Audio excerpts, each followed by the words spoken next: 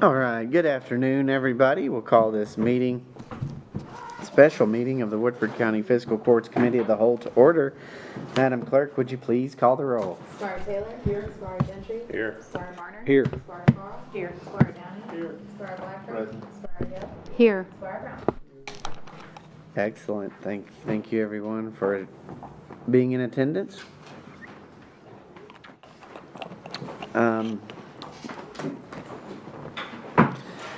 So we begin the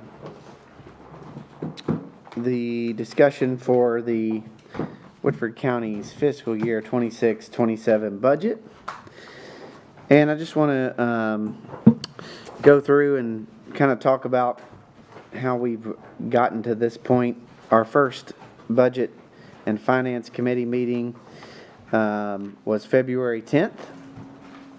We met in the Budget and Finance Committee on February 24th, March 10th, March 24th. We received the detention center budget before April 1st. We had a Budget and Finance Committee on April 14th. Thank you. April 28th. We did our mandatory compensation for the coroner, the magistrates, and the county attorney's office. Set the compensation for elected officials and their deputies and assistants. We received the presented budget on May 1st. We had a committee of the whole prior to this meeting on May 12th. We had the public hearing for county road aid, and we've had countless hours of budget work and discussion. And so I want to begin by thanking the treasurer and the finance officer for all their hard work on the budget. Of course, our court clerk, Jordan Coyle, and our HR manager, Teresa Tipton, are instrumental in our budget work, as is Emily Castle in the judge executive's office. And all of our department heads and agencies have done a really good work in presenting the budget. Of course, this budget was also a rolling submission process where you all received agency budgets and department budgets early with the opportunity to look at those. And this has been a very open and transparent process. All of our budget documents have been online. They are updated online as they are presented. And we've sought input on all aspects of our budget as we've moved forward through this process, to the point where we are prepared to have the first reading today. At our last budget and our committee of the whole on the budget, we were able to go through the entire budget and look at different items of significance and importance to review and discuss. And we also went through and discussed our numbers to include and to exclude. Different line items and expenditures to include and exclude. So I will say that this budget does not include the mobile barriers that were recommended and strongly supported by Director Drew Chandler in Emergency Management and also our first response agencies. But they were not included in this budget, and I think there are some possibilities and avenues to work on finding a coalition to get together to help fund and potentially make those purchases. But I do want to thank Director Chandler for his diligence and work on that. He recognizes it's a need, and he gives it to the fiscal court to review. But unfortunately, at this time in the budget, as of today, it is not included in the budget.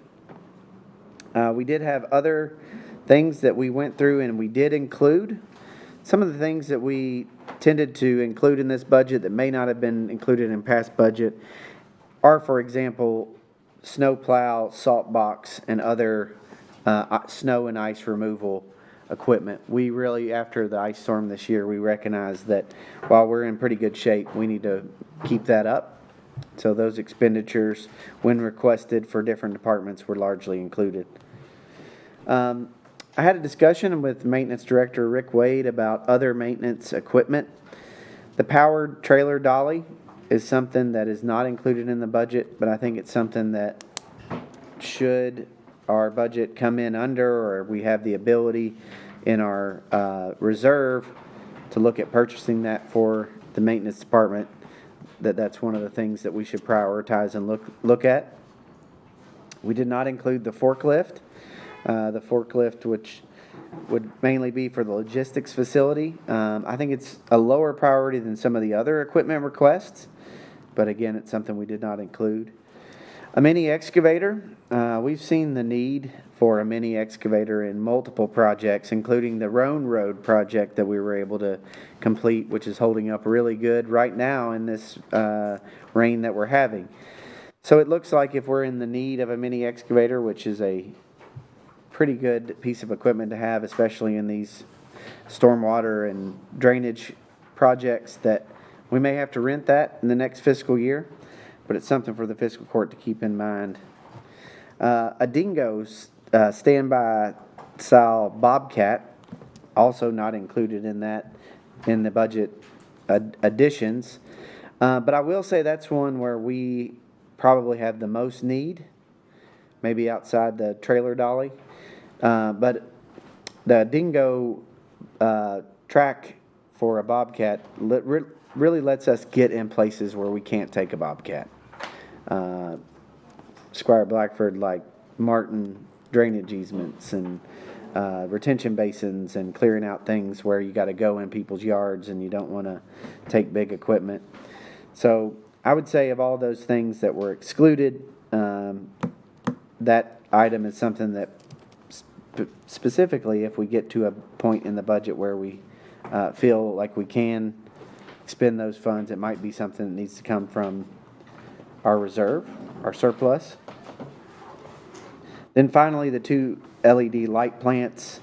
As Director Chandler and Director Wade both know, we have common requests and need for these light plants. We often allow them for non-emergency uses, for places that need, particularly at the county park, with events and sporting events and helping with the school. But for example, when we had one of those on loan, I think to a community event at the park, we did have a bad wreck on 64. So we had to go and pull that. And so the need for additional light plants is something I think that this fiscal court could consider outside of the budget in this 26-27 budget year. So there was not a request to include any of those, and so those have not been included and those are not prepared for first reading. But I have communicated with Director Wade on those, and we think that, things are, this budget is under pressure from all of the economic forces, inflation and gas prices and all those sort of things. And so I think that excluding these makes sense, but in the event that we move down the road and are able to potentially acquire these purchases, the court has had the opportunity to review and understand their need and the request from our maintenance department. That's the total list of the items to include and exclude. Are there any questions on any of those items? Seeing none. I do want to let you all know, you all have had the updated copy of the budget, and there have been several changes on that. Madam Treasurer, did we want to go over those each individually, the changes, just to update the court? We can. Okay, let me pull that up. Let me ask prior to pulling that up, do we have anybody that has any questions from the changes that were presented?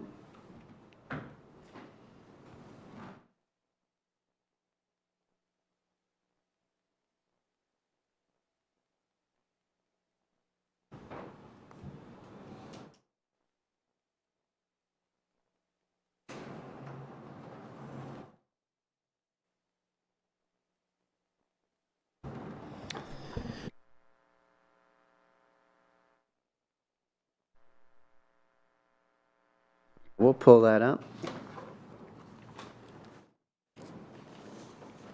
So since the last committee of the whole, we do have the items that were changed from the budget as reflected. And so if you're looking in the road line items, we increased the road employees overtime at the request of Squire Gentry. I think that was a wise move considering all things and all the variables that we've dealt with and could potentially dealt with.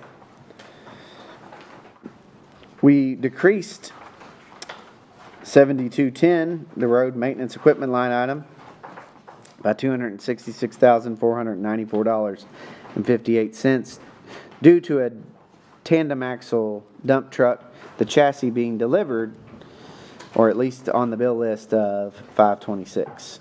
So that represents how that will be expensed in the current fiscal year budget and not in the budget before us.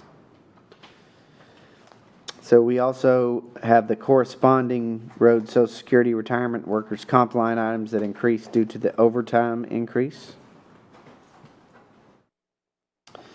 I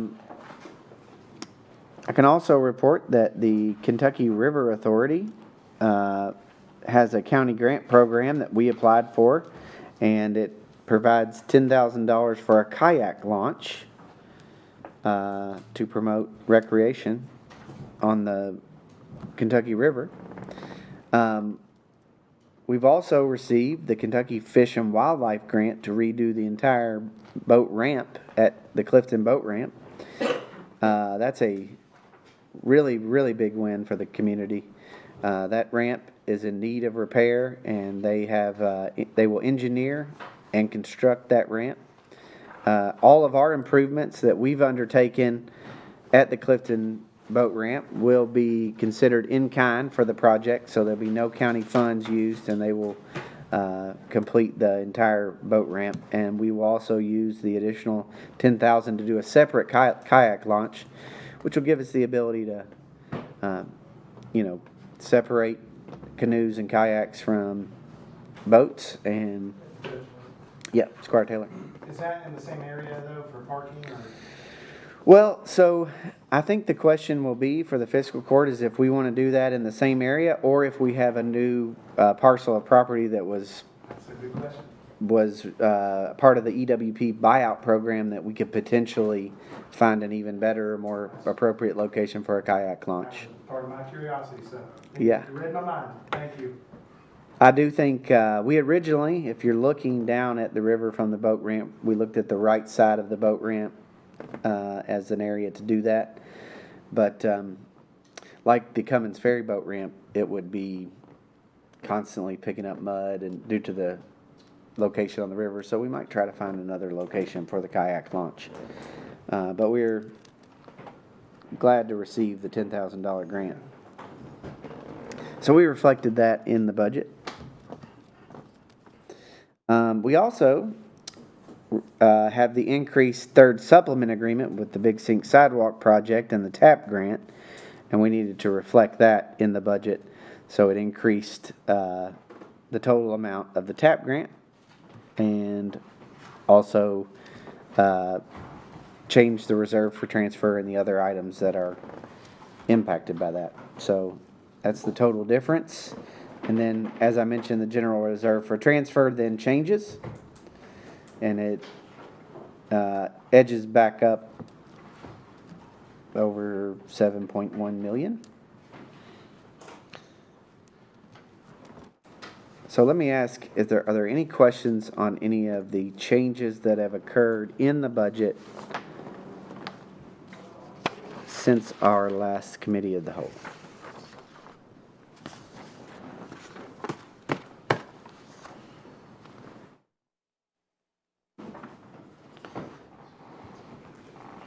Seeing no questions thereon. Want to discuss a few things about the budget. And I'll talk about some of this in the fiscal court meeting as well. But we know particularly in this budget that cost of living isn't just the 3% that we're looking to provide for our county employees to keep pace with inflation, but it's a term that every family in Woodford County is dealing with, whether it's a daily calculation at the grocery store, at Kroger, Save-A-Lot, the gas pump, the doctor's office. Inflation is squeezing every family in our community, and when we drafted this budget, we kept that reality in the forefront of our minds. And so this budget is about two things. It's about our people, and that's the citizens of Woodford County and our Woodford County employees. That's where your investments are. That's where our increased spending is either on our employees or in returning it back to our citizens in the form of a property tax cut. But the good news is the fiscal court's financial position is strong, which I believe you all understand as members of the court. But it's not just from the fiscal court's position. If you look at Moody's ratings for our bonds, they're as high as any municipal government, county government can receive. An AA2 rating is the highest quality rating for a municipal agency. It indicates very low credit risk and a strong, stable financial position. And I explained a little bit last time, but one of the things that means is that even if there is an economic downturn, even if some of the things that we're experiencing on the inflation side and the cost side increase, we still are estimated and projected to have a very strong bank balance because of our extraordinarily low debt. We also have the ability to continue proactive financial management because of our reserve and our surplus. It's the historically lowest amount of the debt the fiscal court has had. And we continue to receive every year clean audits. And that's a big deal. That's a really, really big deal that 7 years in a row we've had no audit comments or no audit findings. Our auditors continually praise our internal audit team led by the treasurer, our finance officer, our HR manager, and our court clerk, along with other folks. And we really, really take a lot of extra. We go above and beyond to make sure that everything we do is transparent, that it meets the GAAP accounting standards, and that we really work to have the best finances that a county can possibly have. And I want to give big credit to the treasurer for that. Big credit for that. So when you talk about those things, I think it's really, really important that when people talk about spending, when they talk about what we're spending our funds on, that folks realize that we are lowering the tax rate, lowering Woodford County's property tax rate, and we are also we're maintaining a large budget surplus. So we are not dipping into our surplus in a way that will impact services. So we can continue to pay our paramedics and our EMTs. We can afford the road department reorganization that finally rewards them for the skills and the experience that they have in these areas of trades and other important areas that help us do many different jobs through the road departments and the maintenance departments. We can afford an ambulance in this budget. We can afford some of the things that other counties are struggling to afford. I would just explain that we are still seeing local job growth. Although it's less than it has been in the last few years, we have seen an increase in wages, which is really positive, as you all well know, and you've seen in this budget from our receipts, that occupational taxes supply a large portion of the revenues for our budget to be able to fund important services like our EMS and our road department. And I would also add to that the property taxes that we are cutting don't represent the largest amount of tax revenue that we receive. Occupational taxes represent that. And 75% of all the occupational taxes paid to Woodford County government come from folks who live in other communities that commute here to work. 75% of all Woodford Countyans at least in the last report that I saw, travel outside of Woodford County to go and work. So when folks talk about if cutting property taxes will mean that we need to cut services, the good answer is no. But it also means that in order to cut property taxes, we have to focus on job growth and development. We have to make sure that we get jobs back in the Yokohama building once it's sold. We have to make sure that we're supporting our small businesses and our farmers and the other folks that keep our local economy running. That's what we have to do as a fiscal court. That's what we have done as a fiscal court in the past, which is why we're in such a strong fiscal position. But we need to continue to do that in order to provide property tax relief for Woodford County citizens. In 2022, when this court took office, the property tax rate was moved down from 7 to 6.6. In 2024, it went from 6.6 to 6.3. In 2025, it went from 6.3 to 5.9, going under 6 for the first time. In 2026, in this fiscal year budget, this budget presents a reduction from 5.9 to 3.9. That would be the largest tax rate cut in Woodford County history. And as I stated, this budget is for our people, our citizens, and this is the area where it is the most important in lowering their tax rate because of rising property assessments, inflation, gas prices, grocery prices, and all the things that folks deal with. This fiscal court is responding by lowering the tax rate for the fourth time in 5 years. But we're not going to overlook our employees. We've given cost of living adjustments starting at 7% in 2022, 6.5% in 2023, 3.5% in 2024, 3% in 2025, and we're holding a 3% for 2026, helping our employees keep pace with rising inflation.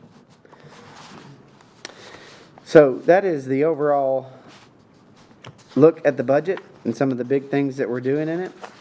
I would just point out a few other things that if you all are interested in discussing. Again, we are going to buy an ambulance. We have the largest investment in law enforcement and corrections that we've ever had. We've got some big projects and some changes in our emergency management budget that will help us be more flexible and versatile in the face of all the disasters and emergencies we face. We made critical investments in GIS, in the coroner's office, the PVA's office, and the county attorney's office. We have public safety initiatives dedicated to combating the opioid epidemic, to funding net recovery devices, to providing funding for a substance abuse disorder support specialist, and the dry hydrants program to help the Woodford County Fire Protection District help ISO ratings and provide fire service in areas of the county that don't have good water service. We provided more resources for animal control. We're continuing to fully fund the internet and broadband expansion project, and we pay cash for that project. Many communities are bonding that or not expanding broadband. We are paying for that in cash. We'll see the 8.5 sewer project for the Millville area move forward, and the $1.3 million Germany Shore Acres 4 acres 7 Creeks Watts Ferry Hippie AG water project deliver water to that area for the first time. That project is currently underway and will continue into the next fiscal year. We have a critical courthouse annex HVAC project, and we're going to rebuild the Paynes Depot Bridge. One of the most significant increases in this budget is for serving needs, whether it's CASA, Senior Center, Woodford Wheels, Indigent Burial Program, Community Action, the Woodford Foundation, other housing needs, utilities, transportation, infrastructure, education and rental assistance, partnering with the United Way for Waypoint, Living Grace for the warming and cooling stations, Habitat for Humanity, and other agencies and organizations serving need in our community, including funding the executive director of the food pantries position. This budget also includes an important a Home for Every Neighbor housing initiative, which works to help those on fixed incomes, those that are in the missing middle, teachers, first responders, service workers that are being priced out of home affordability. This budget provides seed funding for new multi-agency strategies to try to help us keep people in their homes, help them be able to afford their homes. So we can talk a little bit more about that. We also renew our commitment to rebuilding and restoring the flood communities after the April 2025 floods. This budget makes significant investments in that, and the buyout programs, resident support. We're continuing to do, to this day, debris cleanup, infrastructure restoration and enhancement, and that also includes some of the things that we've done with the buyout program that will hopefully begin to take shape and maybe even have some closings before the end of the fiscal year. We also invest in the quality of life for our community, for our kids. Talk about the Woodford Theater, our parks, all of our parks and recreation projects. Again, we are paying for those in cash. We're not taking out any debt, and we're fully funding those projects. The Versailles City Council, along with the Fiscal Court, has brought about new pickleball courts, and we'll see lighting for that. Improvements to Paddock Park, Marywood Park, Russell Park, the new basketball courts, the new stadium turf, new softball and baseball turf, and other investments at the county park. We go through a lot of different other agencies and make sure they're fully supported. We do have some cuts in this budget, cuts that help us make sure that we're able to continue our financial responsibility, but we don't cut employees, we don't cut pay, and we do cut taxes. And one of the things that also we put in this budget is our 30,000 Trees initiative. And that's an investment, I believe, that represents our investment in not only the future, by helping us proactively address long-term costs with things like stormwater runoff and protecting our roads and helping our farmers and preventing areas that flood and things like that, that trees can all help us do. But we also make sure to support our farmers, the new and young farmer grant that we continue. And we also put in funding for buying property development rights through PDR. So it's something that else that will help us focus on what I believe this court has made a priority, which is land preservation and specifically farmland preservation. So this is one of the largest total budget sums that the fiscal court has ever had, with $73,521,639.46. It's also a fiscally responsible budget, one that takes care of, I think, the most important priorities, which are our citizens and our employees. So all that being said, I would open up the opportunity to go through any individual line item that you all would like to look at in the budget as we move forward.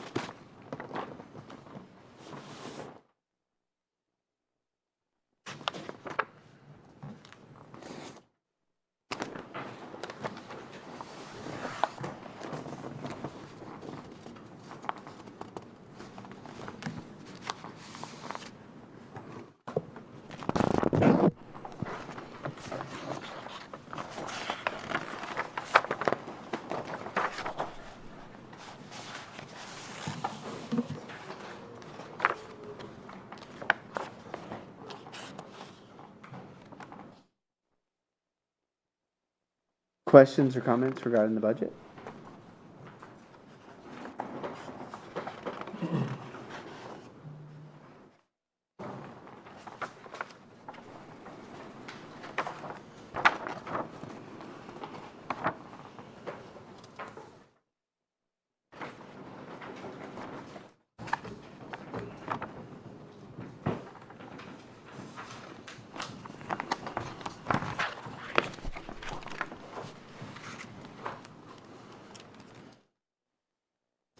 So if you look at line item 143, which is on page 4, this is where we're talking about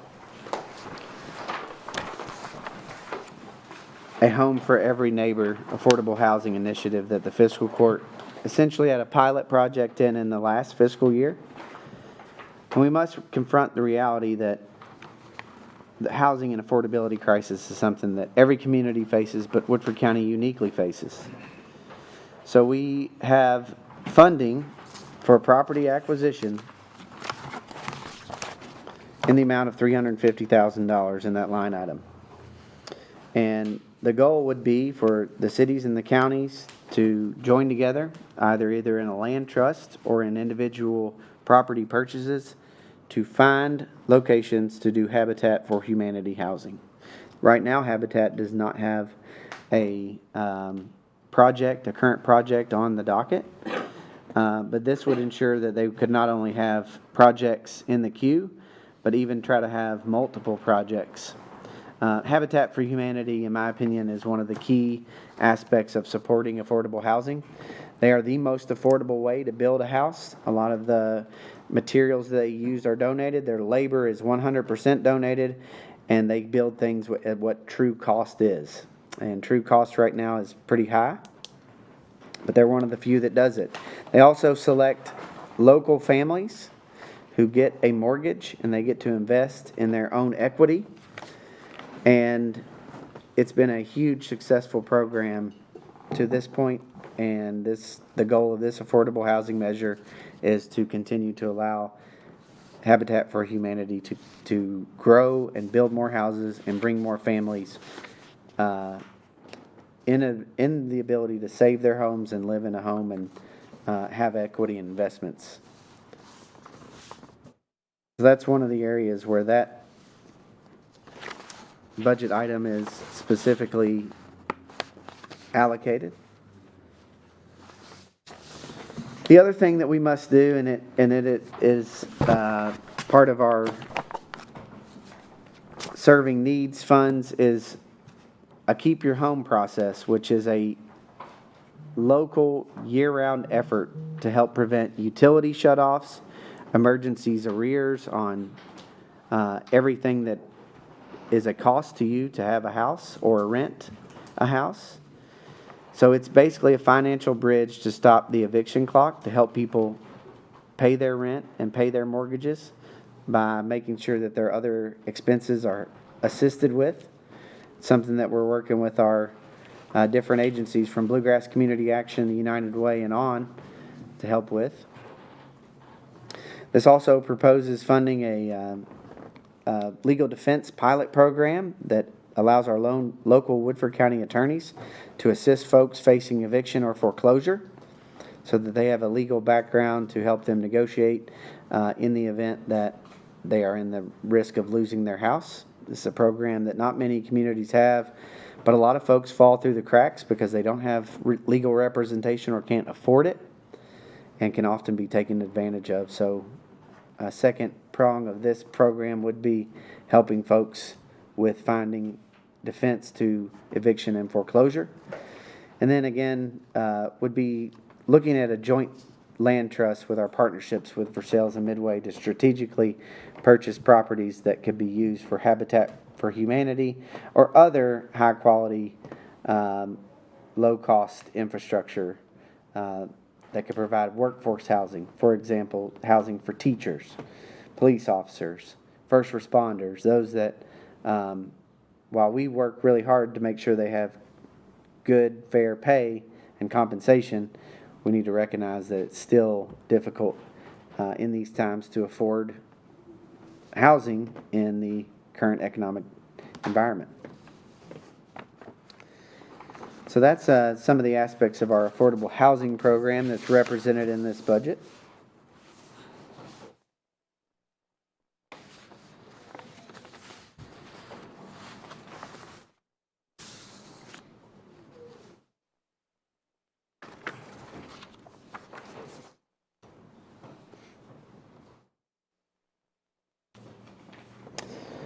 In this budget, we continue the modernization of county government from the user-friendly website. I want to give a big shout out and credit to our court clerk. Our business one-stop, we've seen a great increase in the use of those online payments. We got ahead of that, which was a great decision by this fiscal court. We have software upgrades, major advancements in cybersecurity thanks to Director Chandler and our IT budget. But we continue to modernize and update county government through more transparency, accessibility, and openness.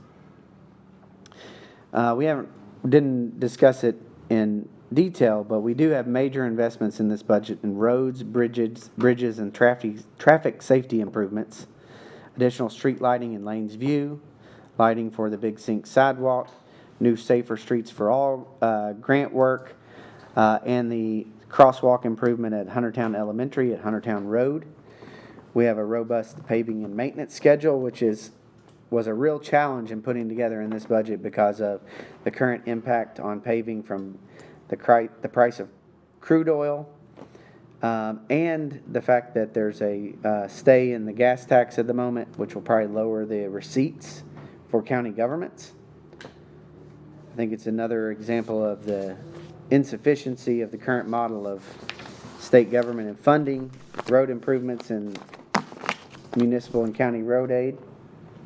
But we will deal with what we'll play the hand that we're dealt as far as how much state funding we receive from road improvements.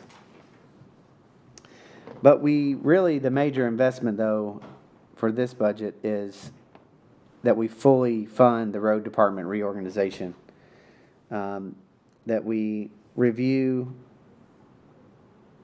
everything that we've done and move to the flat rate system to a skill-based model so that we can have a self-sufficient, highly skilled, fairly compensated road department.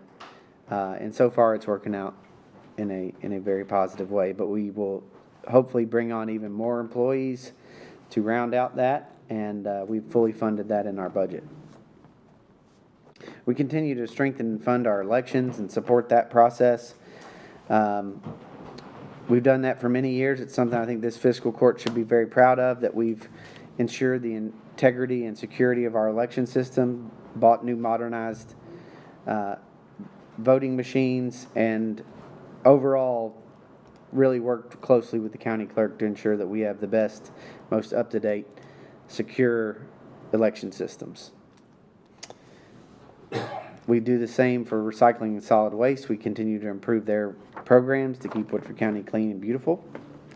We continue our economic development partnerships and work with the City of Versailles, City of Midway, and other agencies in the county, including the EDA. We also focus some of our efforts on rural and historic preservation, renewing our commitment to the Woodford County cemeteries. That commitment helps cemeteries like Huntertown Cemetery and some of the other cemeteries through the county that have been neglected. You all are responsible for helping reestablish the Cemetery Preservation Board and funding that. The fiscal court will also assist in the restoration of project of the Crittenden Cabin at the Woodford County Park. And I think that's something that Squire Taylor has worked closely with the Heritage Committee, the Historical Society, and others to get done, along with the Maintenance Department. We continue our critical support for Jack Jewett House, the Veterans Commission, the Soil and Water Conservation District, along with needed courthouse and facility improvements across the community.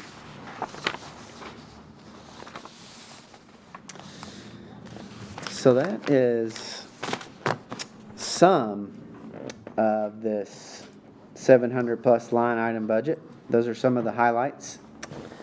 I would open the floor again for any questions or comments about anything that we're undertaking in this budget. Judge, Squire Taylor, you're recognized.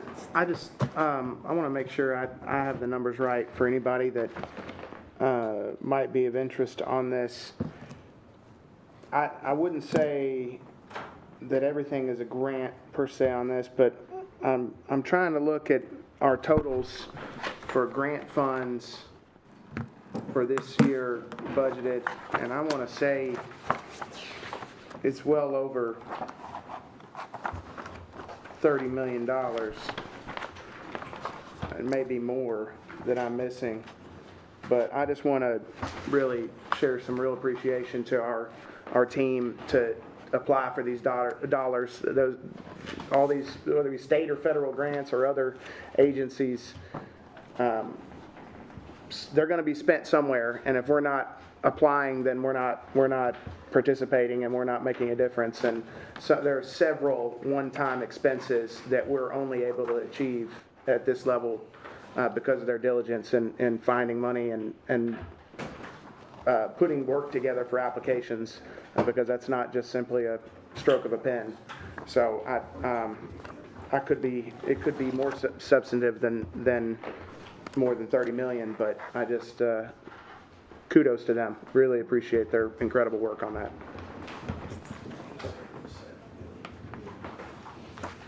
Well, that's exactly right, Squire Taylor. I appreciate you saying that. One of the things that the fiscal court has greatly improved upon and focused upon is getting Woodford County's fair share of state and federal dollars, bringing those home and putting those to work. Director Drew Chandler certainly deserves a lot of credit and appreciation for his hard work in securing grants, not only through emergency management, but he gets grants for safety, cybersecurity, IT, and other grants as well.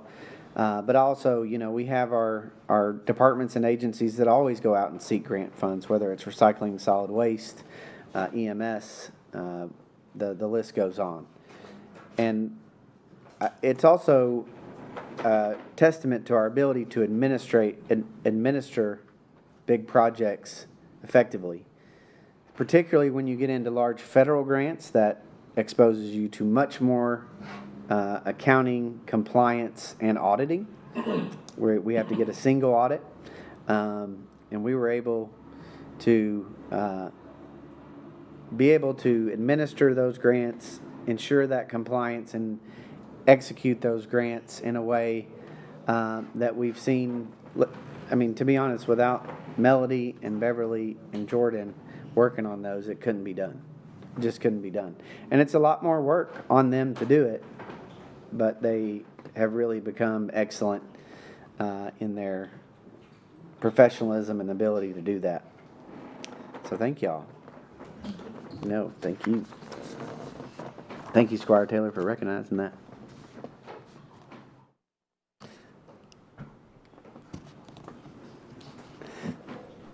So let me ask, does anybody have any questions or comments about anything on the budget?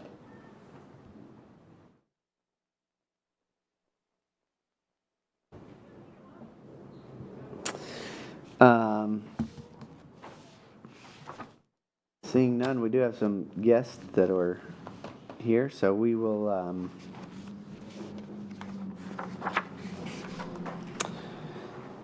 let me ask, is there a recommendation, there's a motion to recommend to the full fiscal court the approval of the budget as presented with the changes today? Motion by Squire Brown. Second. Second by Squire Carl. Now, I'd open up the floor for discussions on the recommendation of the budget to the full fiscal court.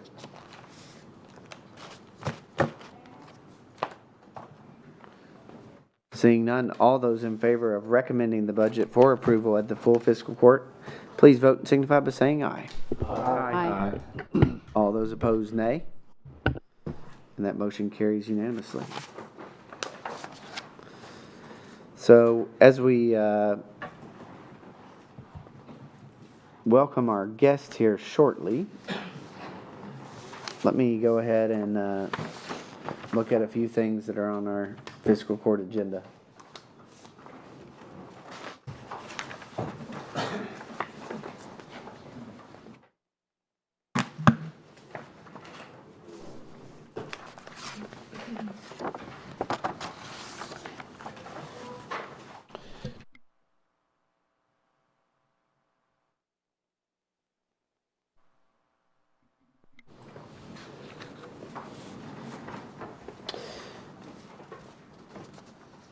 Madam Treasurer, would you want to go ahead and give your report to the Committee of the Whole? I can. 1 second. find it. Sorry to put you on the spot there. Okay.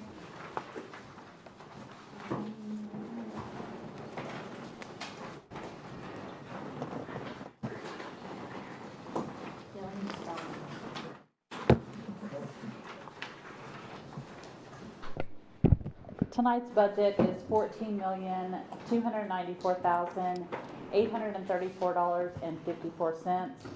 And as the judge mentioned, we did pay for one of the road department trucks on this bill list.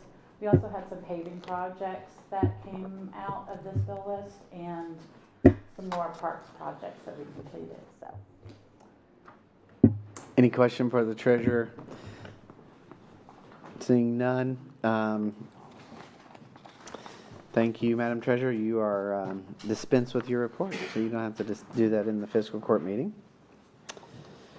You all will see the KCTCS memorandum of agreement between the county and the technical college system for Woodford County EMS facilities for our students for a 5-year term. Is there a motion to recommend that for approval?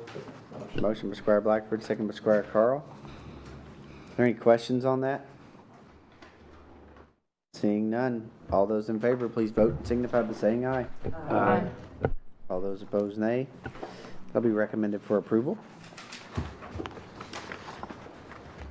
So we have the emergency management logistics facility proposal. We sent you all the bids for those that came in last week on Friday. I've talked to Director Chandler and Director Wade, and what we'll do is we'll give you all a few more days to discuss that and digest those recommendations and have any questions to Director Chandler, myself, or Director Wade. And my request would be that we would have the ability to adopt a bid or accept a bid either at the recommendation of the emergency management director, or if we wanted to choose another bid, that would be another option, but that we would do that via email approval if there's no objection to that.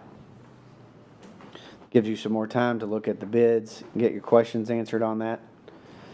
Does anybody have any questions for Director Chandler on that process or anything along those lines? Seeing no objection, then I'll take up that vote in the fiscal court meeting. In the fiscal court meeting, we will also approve the household hazardous waste management grant for the next fiscal year, begin the advertisement and bid process for the household hazardous waste event and the waste tire agreement. We will approve. I do not have any board appointments for you this afternoon. We do have the bills to be paid, the transfers, the personnel order, and we need to approve the supplemental letter of agreement for the Big Sink Sidewalk project. Is there a motion to recommend that to the full fiscal court? So moved. Motion by Squire Varner, second by Squire Downey. All those in favor, please vote and signify by saying aye. Aye. All those opposed, nay. That motion carries. Then we'll take up the first reading of the budget as recommended unanimously for approval for first reading in new business. And then, should it be the will of the court to propose the first reading of the zoning map amendment, we would authorize the county attorney, direct and authorize the county attorney to draft the ordinance for the zoning map amendment for 2180 Huntertown Road for liftoff equestrian. That's going from rural residential to an A1 zone. That's a down zone project. So that's the total sum of the business to come before the court. So at this point, we will take a recess of the committee of the whole, and we will either reconvene in committee of the whole or in the full fiscal court. Thank you all.